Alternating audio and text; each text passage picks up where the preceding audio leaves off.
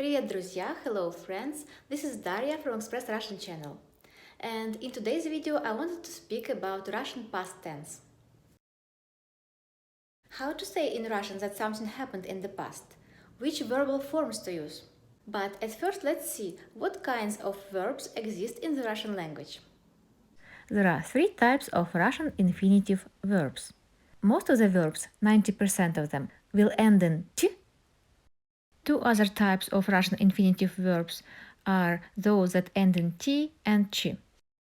Those two will have exceptions and irregularities in the past tense, while verbs that end in t in infinitive follow the regular conjugation pattern. So, how to form the past tense of such verbs ending in t? You need to remove the ending t from the infinitive and add the appropriate endings.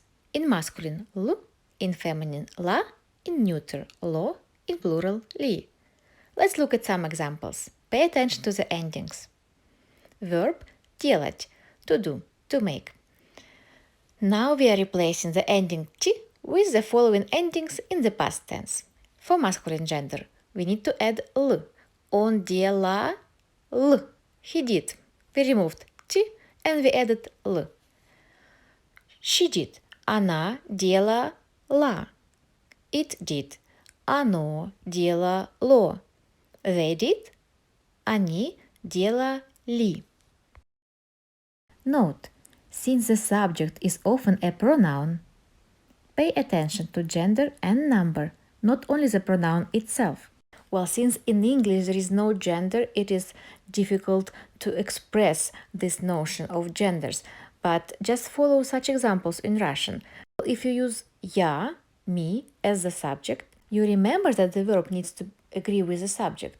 So if you mean я as a woman, you need to add appropriate endings in the past tense. Я делала, I was doing, if it's a woman speaking, or я делал, I was doing, if it's a man speaking. The same is valid for pronoun ты, you. If by saying ты you mean a woman, then use the ending la. Ты делала. And if the subject ты is a man, use the masculine ending л. Ты делал.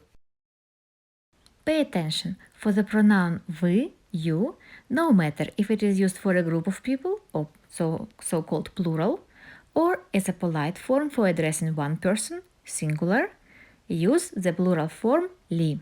The ending li is unique for plural form.